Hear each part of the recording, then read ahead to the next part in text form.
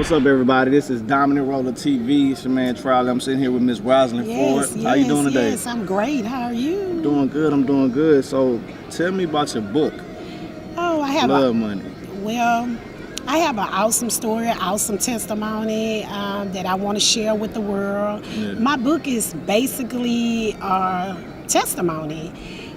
Most people ask me all the time how I become a writer. That means I become a writer from my experience of domestic violence. Yeah. This book took place in a church setting. I was abused by the bishop of a church. Come on. I almost lost my life to domestic violence. Unfortunately, God kept me here, so I'm sitting here next to you, so I'm excited about that. So, like, tell me, like, you say you are a victim of domestic violence, right? Yes. So tell me, like some of the things that you've been through. Okay. As a child, at 13 years old, I was raped and abused by a man. Unfortunately, he lived in a house with us, and he raped me at 13. He took my virginity from me. Was it your father? It was my stepfather. And Okay. I brought it to my mom's attention, and she denied it. You know, she wanted me to not tell what going on in this house. So Right. I had to live with that. And then at 16, I ended up having a baby for an older man. He was very abusive to me after that. And then it got to be a pattern. Then How old was he? How much older than you? Well, I was 16. He was like 24, 25 Okay. at the time. So I experienced it one pattern after another with different variety of men. Every Yeah. relationship, it was basically abuse. Right. Once I got into the relationship and I tell them about my past, then they use that same pattern against me Gotcha. sooner or later. So they never like started off like that. No, they started off nice, charming, sweet, you know. Right. Giving you all the final things they would say and try to make you happy. But in the end, they become abusive. Yeah. They get, I experienced that with me. Pretty much guys, they always take it like, I would say they use me for a trophy. You know what a trophy is? Like a When trophy wife or a trophy girl? and they don't want no one around me, don't want nobody next to me, don't want nobody to talk to me. They get very possessive. And I guess I have an anointing on me that people drawn to me, Yeah. that I'm a sweet person. That's what I'm trying to say. And my appearance to men, that it's a controlling spirit. Yeah. And I have, been going through that a little while in my life, even as a child. What like how many men was it? I would say I had two kids for different men. Mm-hmm. I'll say about 5, 6. And all of them was abusive? All of them was abusive. My last boyfriend led me to write this book. He committed suicide. Seriously? Yes. He beat me and left me for dead in ICU. I went to my pastor for counseling because I didn't want to be in this anymore. Right. And my boyfriend committed suicide. So I started my book off talking about my boyfriend is Trevor. He's in my book. I did change names for a reason. Right. I didn't want family to think I was trying to, Right. put their loved one name out. But anyway, my boyfriend committed suicide. And I left him because of the abuse. And when Yeah. I left him, he killed himself. So I went to my pastor of the church and I sat down and I talked to him. And I was like, I'm dealing with this, I'm dealing with that. To make a long story short, you would see in the book where he jumped up from the table and tongue kissed me and told me that now I'm going to protect you. God put you in my life. I will let no other man get near you because you got to know now. This has been my pastor since I was like 11, 10. Yeah. So he walked through each pattern of abuse with me. So he knows what I've been through. So that at that point in life, I began to look at the pastor as God. Wow. Yep. Wow. So, I mean, why did you look at the pastor as God? Like, I know a lot of people do look at their pastor as God, but Good question. reality they supposed to be getting a message through Good God question. from them. You know what I mean? Question. The reason why I looked at the pastor as God, because me as I'm 16, 20, 30 years old, Yeah. I'm still in the street. I don't really know God at that point. I didn't know Right, God. And if you don't know God for yourself, you will fall in the hands of man. Come on. And that's what led me to the pastor, believing because he's behind the pulpit, he's doing all of this, I can trust this man. Yeah. Even when I couldn't trust my real father, I could trust this man. And that's what I did. Right. So did he make you like feel protected? Oh, yes. Protected, yes. At 30 years old, I'm driving a Mercedes-Benz. Come on. Wow. I mean, a house. Yeah. My son driving a Mercedes, giving me $1,200 a week. A day after service, he would give me like $300 for shopping. Taking care of my house, taking care of my entire family. Who wouldn't at that age? Wow. Think about it. With that happening, did that make you feel like... I was worth something. Yeah, well, not only that, did it make you feel like maybe the abuse was worth it? Like maybe you Well, could deal at with that it? point, what I'm talking about, that was the good life. The abuse took place when I wanted out of the relationship. Okay. He felt like he had invested so much in me, which he had. But when you really read my story, he didn't invest anything, the church did. Yeah. That just like you and I. Right. Like our money took care of Rosalind and him. Right. So at that point, he felt like I'd invest all this money in you, now I own you. I become his sex slave. And you will see in my book where there was times he would have me to have anger sex with him, oral sex right before service. He would just walk in the door, slap me around. Yeah, in front of my kids. My son would be in the back, hear me hollering. My daughter would be in the bed, don't know what's going on. Yeah, I experienced that. And I mean, I always tell people judge me, don't get me wrong. It's a lot of judgmental, and it really comes from the church because at that time, they didn't want me to expose Pastor. That's what they would say. Right. Don't expose him. So what they did was they paid me $25,000 under the table. What? And you know, I just thank God that I could share this now. Yeah. You know, at one point in time, I was scared of him. But now, since he did it again with another lady, I could talk about it. Right. Now everybody wants me to come with them, like to bring this man down. And I'm not. Because this dude right here. Yeah. If you want to know the story, get my book. I tell people all the time, get the book.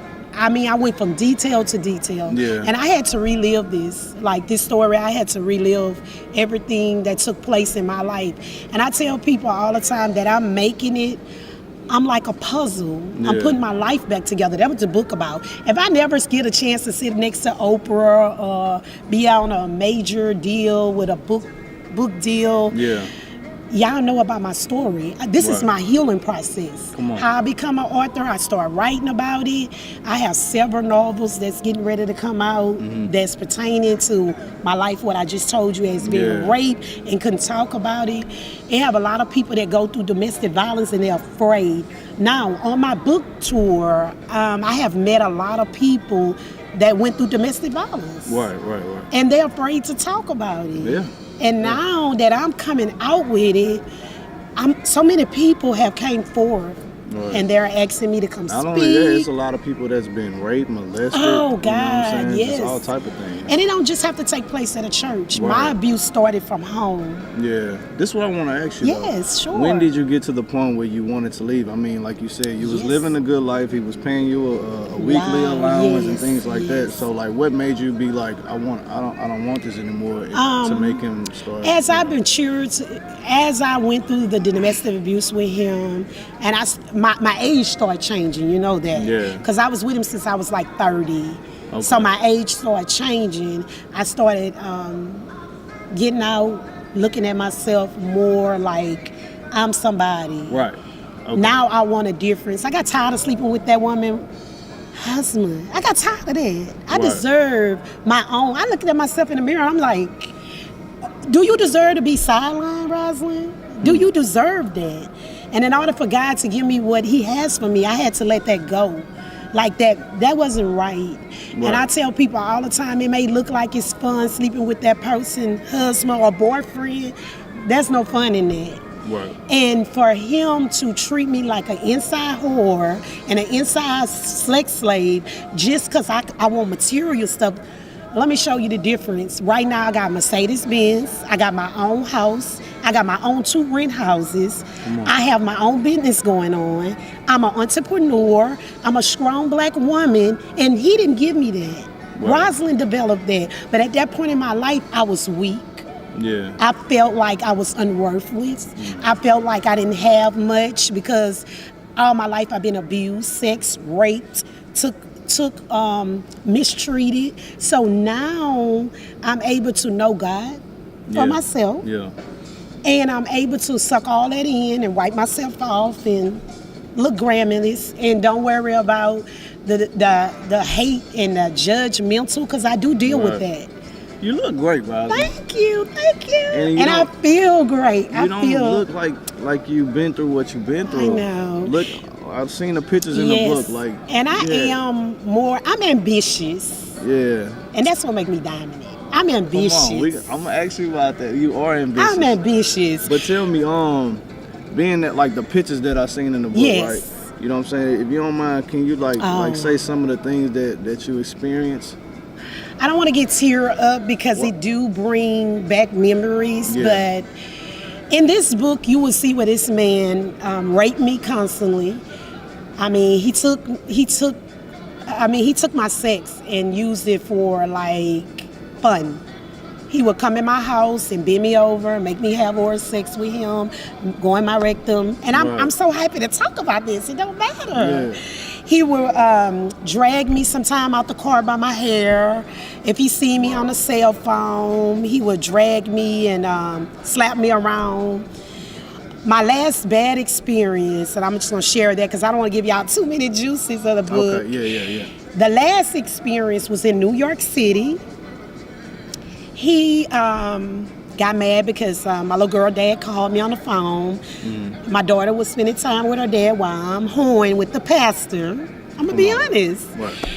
Okay. And I saw my daughter to her dad's house, and he, the bishop I'm talking about, he abused me that day. I got away from him. I called the police. They took me back to the hotel. To make it short, after the police left, he came to the hotel knocking on the door saying, please let him in, don't do this.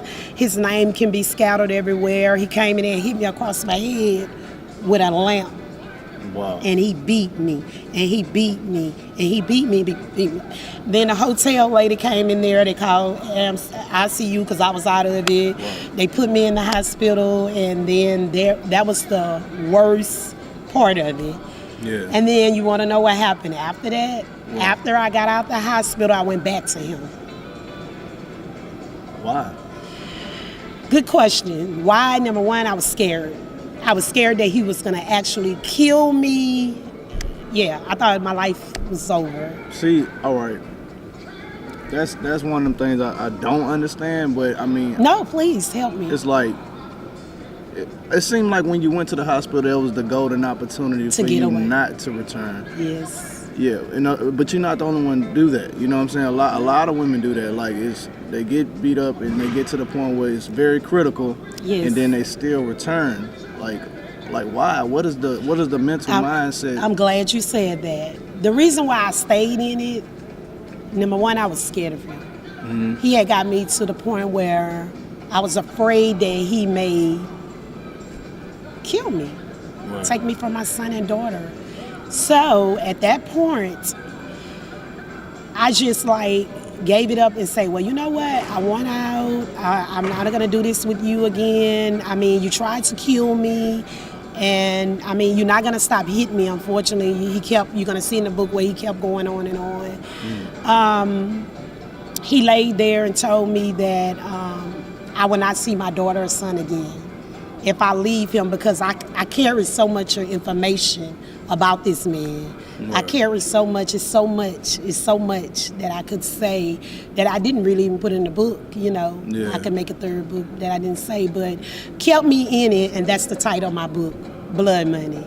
Wow. You see, the money. Wow. The money, that's what kept me in it.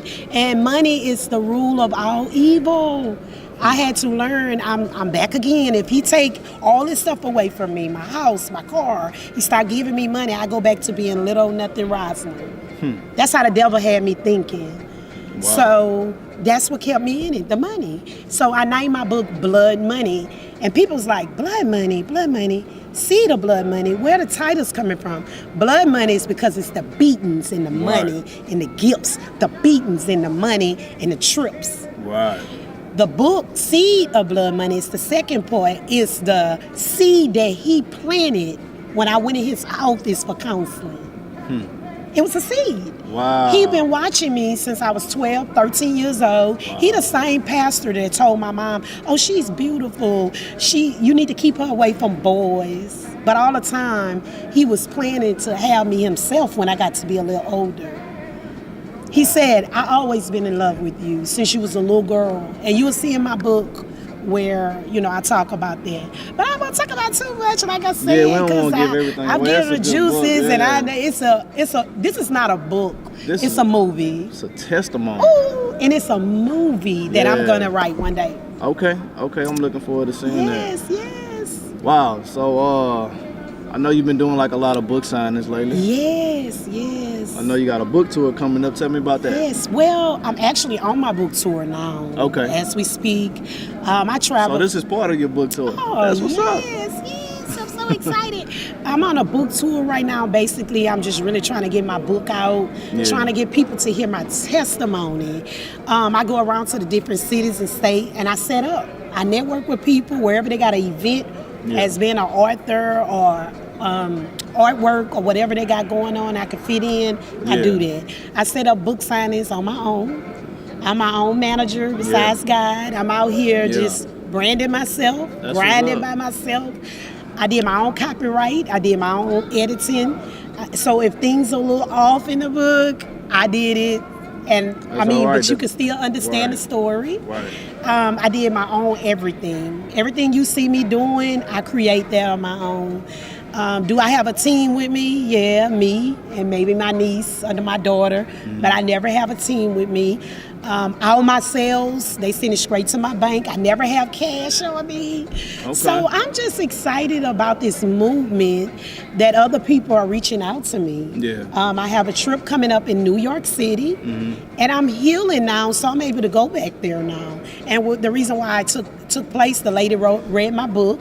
She seen what happened to me in New York, and she excited to bring me down there to touch other people about my story. Wow. So I'm excited. Tell me, how you feel about the Me Too movement? Okay, say that again. The Me Too movement? Yes. Yeah, the same movement that took Bill Cosby down, that took that's on R. Kelly right now. Exactly. At this point in my life, I'm not trying to bring anybody down. Right. I'm gonna be honest with you. I could have did that a long time ago. Yeah. But this book is about Rosalind. Right. This is my healing process. This is not about trying to integrate any person or anybody because I got paid for it. Number one, I suffer scars that will take lifetime to heal. Oh yeah. I also have to go around and be hard on men. I'm not gay. A lot of people wonder, why you don't have a boyfriend?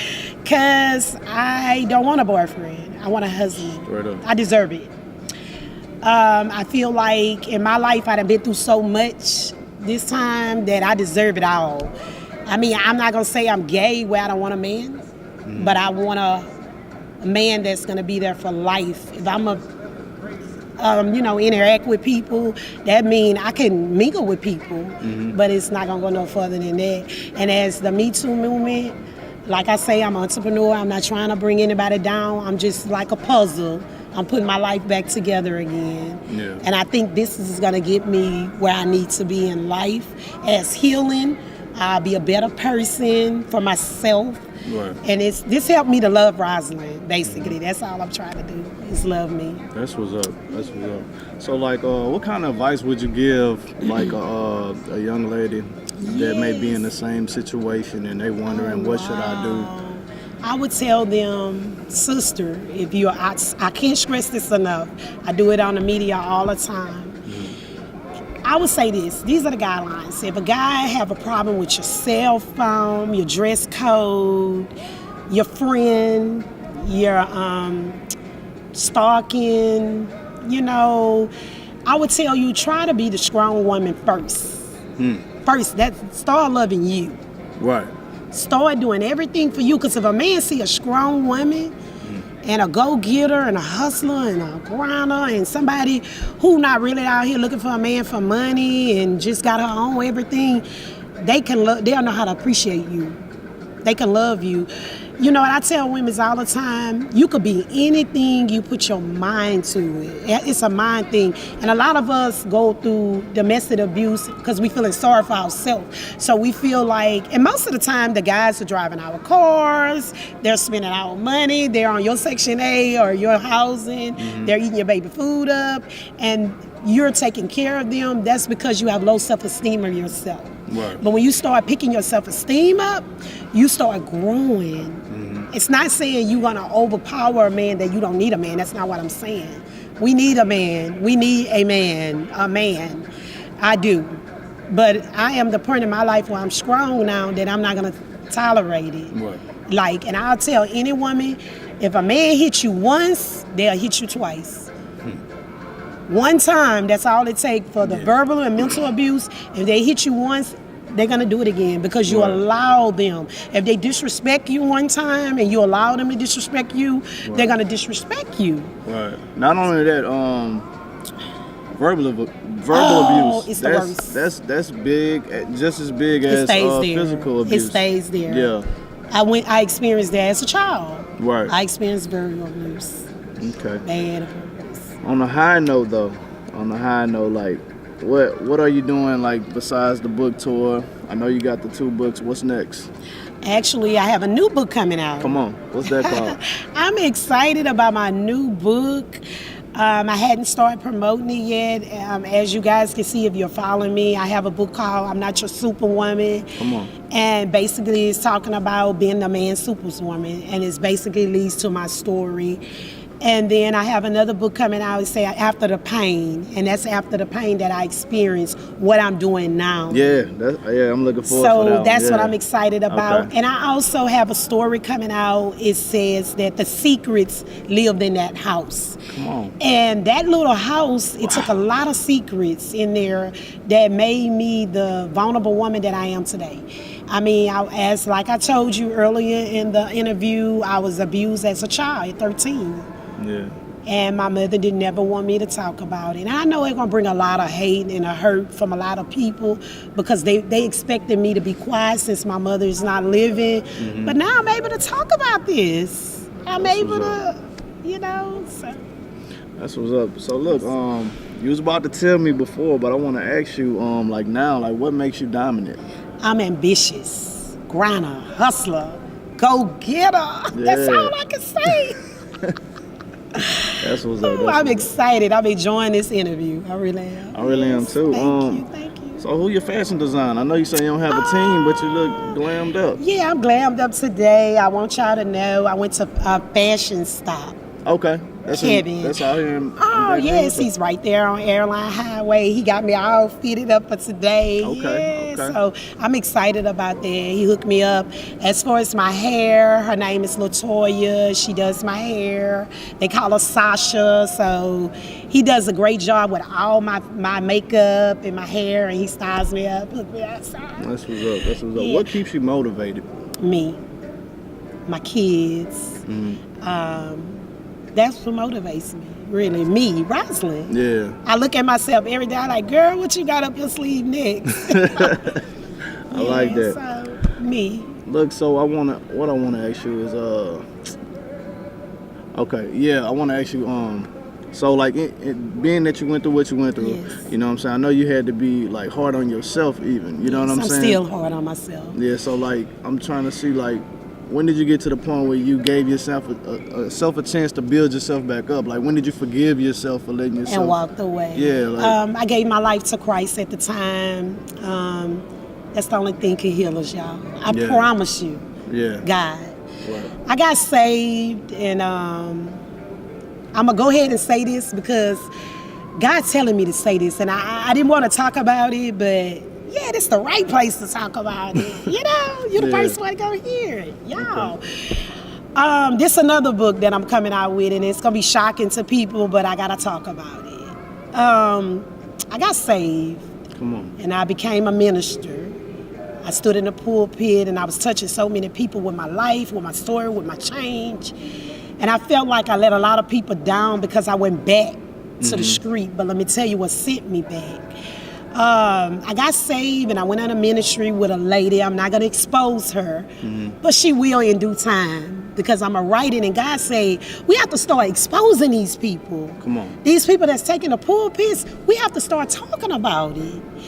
So I went into the office of a woman, a doctor, whatever. She was a doctor. She had her own radio show, TV show. She took me under her wings. Yeah. And she loved me like no other person. Like I just thought she cared for me.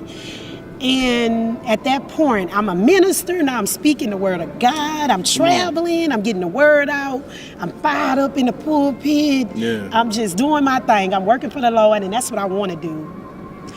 And actually, this woman crossed the line with me. What'd she do? She took me to dinner with my sister, and she crossed the table and tongue kissed me in front of my sister. Huh?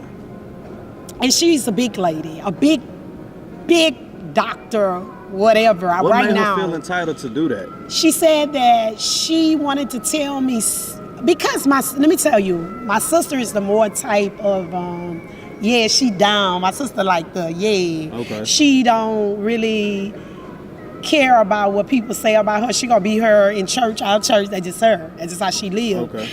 And so she felt like she knew my sister attitude, so I could do this in front of her sister, because her sister really don't care, you know.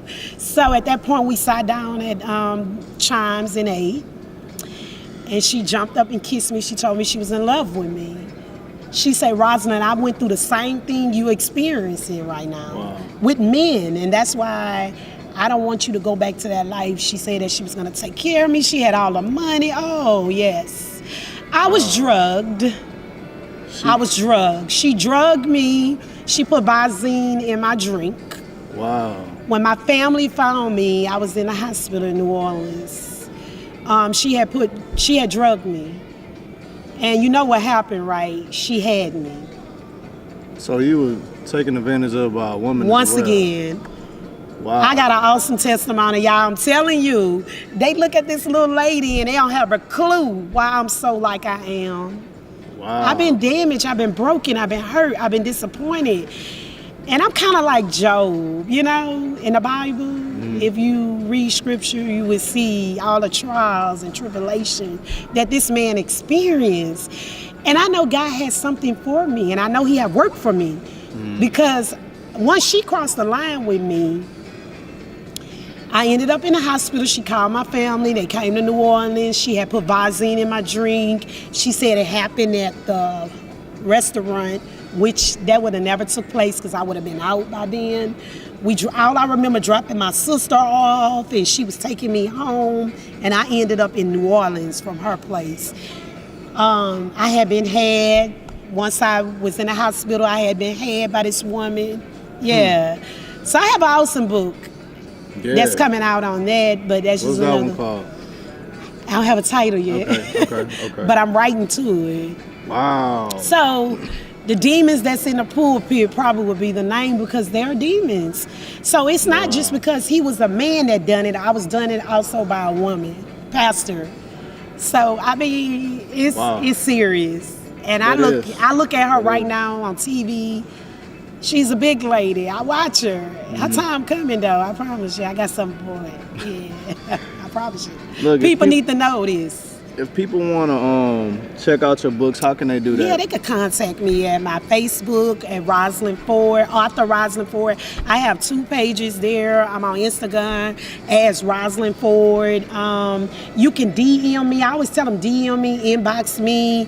I have my PayPal site up. I mail copies out all the time. Okay. A lot of people would say, they ask, why your book not on Barnes & Noble and Amazon? Let me tell you why. I wasn't getting anything. They was getting all the money. I probably would collect about $1.50 out of each book. But you do the math. I'm out here alone. I'm grinding with my books. I'm an entrepreneur. Right. And I'm seeing profit, also seeing results. When you have your book in the stores and your book on the shelf, nobody would know me. It's like they'll pass by the book and be like, oh, it's I've another actually book. seen the Blood Money cover. Oh, okay, I actually seen that. great. How long has been out? A year. A year. It's been about a year. Yeah, I saw that before. I haven't seen the other one, but I definitely saw the Blood Money cover. Good. So you could tell that from that path then to now, I mean, I have matured. Oh yeah. In my entrepreneur, but what I'm saying, matureness, I'm doing more grinding, I'm doing more networking. At one point I was afraid of people, and people always say, well, why you don't have friends and why you don't have people around you? It's because I'm afraid. I'm afraid that somebody's gonna hurt me. Yeah. Friendship, boyfriend, girlfriend, family, I'm a loner. And I'm really not alone. God is with me. Mm-hmm. I go out by myself, I drink by myself, I hustle by myself, right. I grind by myself. You about to start rapping. Yeah, I'm about to start a new song. But I do all this by myself. That's what's and up, I'm man. excited about it. And until God put a team around me and a manager and all of that, I want to be strong enough to accept what I got going on. You got a very strong energy, I'll tell you that. Thank you. So, when is the next book signing? My next book signing is actually, I will be in Alabama. Alabama? Next Saturday. Okay, what's that date for the people tuning in? For the people that's tuning in, it would be Alabama. Here I come next weekend. Oh my God, I don't even know the date. It's all good. It's next Saturday, y'all. And she coming to a city near you as well. Yes, I will be in a city near you. Also, let me just say this right quick. I call myself the hood author. Come on. And the reason why people will say that all the time, why you call yourself the hood? You're not hoodie. No, I didn't say that. I call myself the hood author. Mm-hmm. The hood author because I'm jumping out of my car with my books in my trunk. Come on. And I'm grinding with it. Well, think about it. Master P did it. I know. And I'm excited about that movie. And guess what? This hood author meets so many people. Come on. People would see the book. I done heard a lot of rumors these days say, girl, you better not mess with that girl. She'll write a book about you and you'll later find out. Nah, I don't think it would ever get to that point, me writing a book about that man. The only reason why I wrote it because my life was in danger. Mm-hmm. And I almost lost my life too. And that's what I want to tell y'all. I'm really, once again, touching on the domestic violence of the book because a lot of people is in it today. A lot of people have lost their lives. And right after Jack and Neil passed, this took place in my life. Come on. My boyfriend committed suicide. The bishop tried to kill me. Right. So I know a lot of people. Jackie was one of my motivators. Ooh, I loved that lady. Yes. Shout out Tyree Neal and Yes, too. Yes, I love her so much. And Tyree have been so supportive with me. Yeah. Yes, he has. So I thank God for that. Wow, man. Yeah. So is anything else that you want to tell the people who want to know about what you have going on? Yeah, I just want to tell everybody thank y'all for supporting me. I tell people all the time, I may not have 1 million followers right now and a lot of followers, but my support outweigh my followers. Come on. And to the guys that's in my inbox, they always inboxing me saying, girl, what you doing to sell all them books? Come on. What is your motive? I say I get out, first of all, and I talk to people. You have to sell yourself. Right. If you sell yourself, you can sell your product. Come on.